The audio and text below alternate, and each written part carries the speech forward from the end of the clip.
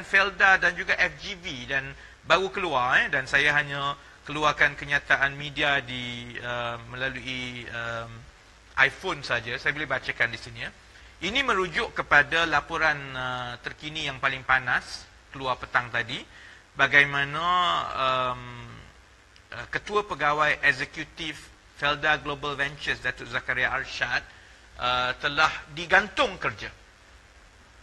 Saya memandang serius berita penggantungan Datuk Zakaria Arshad dari jawatan Ketua Pegawai Eksekutif Felda Global Ventures Berhad atau FGV dengan alasan setakat ini yang saya baca daripada media ialah ada bayaran tertentu kepada satu syarikat yang berurus niaga dengan FGV yang menimbulkan keraguan dan perlu disasiat, dan oleh sebab itu dia telah digantung.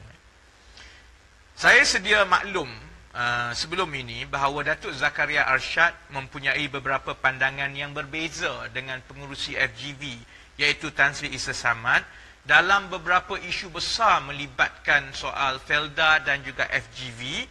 Termasuklah contohnya saya dimaklumkan Datuk Zakaria Arshad tidak bersetuju, saya dimaklumkan, dengan urus niaga melibatkan pembelian saham-saham PT Eagle High Plantations di Indonesia yang menjadi tumpuan selama ini.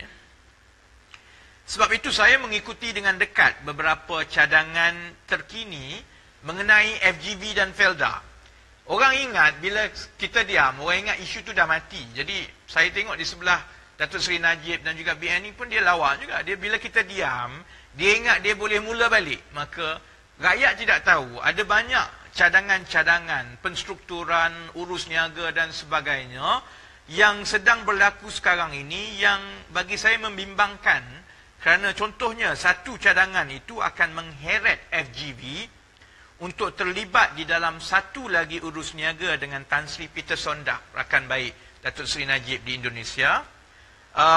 Dan sebahagian daripada intipati cadangan sekarang sedang dibincangkan ialah untuk memansuhkan perjanjian pajakan tanah di antara FGV dan Felda. Itu akan menyebabkan kerajaan terpaksa ambil pinjaman berbilion ringgit untuk memberi pampasan kepada Felda. Tetapi pada masa yang sama, saya dimaklumkan Tan Sri Peter Sondak akan menyuntik pula ladang-ladang dia di Indonesia di dalam FGV, dan sebagai pertukarannya dia akan mendapat saham terbesar di dalam FGV. Jadi ringkasnya salah satu daripada cadangan yang sedang dibincangkan sekarang ini ialah tentang bagaimana setelah berlaku pertukaran tanah, saham dan sebagainya, FGV akan dikuasai oleh Tan Sri Peter Sondak. Dan kerajaan akan meminjam, saya ingat, 5-6 bilion ringgit untuk bayar kepada Felda pula. Kerana bila FGV mansuhkan perjanjian, itu melanggar perjanjian dan FGV terpaksa bayar kepada Felda.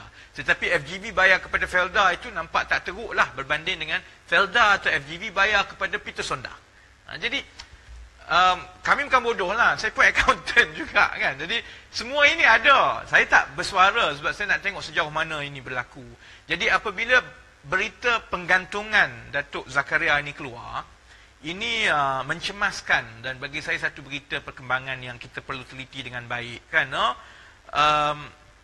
walaupun setakat ini tidak ada kepastian mengenai cadangan-cadangan yang hanya dilaporkan di dalam berita-berita perniagaan, tetapi bila berlaku boardroom tussle macam ini, saya bimbang ia bersabit dengan beberapa keputusan besar yang tidak dipersetujui oleh kedua-dua mereka. Dan kita tahu satu keputusan besar ialah yang melibatkan PT Eagle High dan juga segala penstrukturan yang berlaku. Saya juga boleh maklumkan di sini maklumat bahawa ada beberapa projek yang melibatkan suntikan dana beratus juta ringgit ke luar negara, ke syarikat luar negara, yang turut menjadi satu lagi perbezaan pendapat di antara Tan Sri Isa dengan Datuk Zakaria Arshad. Dan saya tahu Datuk Zakaria tidak mengeluarkan komen yang baik mengenai saya sebelum ini, dan saya tidak pernah keluarkan komen yang buruk mengenai beliau walaupun dia kritik saya, kerana saya mengambil kira rekod Datuk Zakaria Arshad sebagai seorang tokoh korporat dari generasi kedua Felda.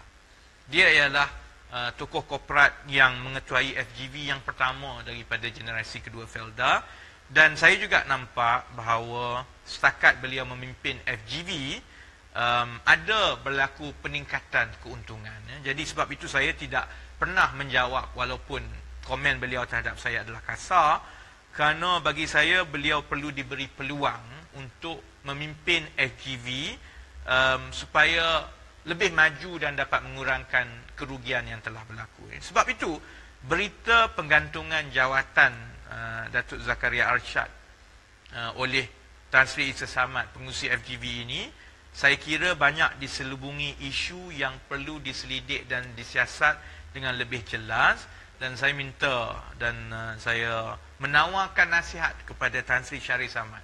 Dia bukan nak dengar pun, tapi tanggungjawab kita untuk turut menyuarakan pandangan dan nasihat.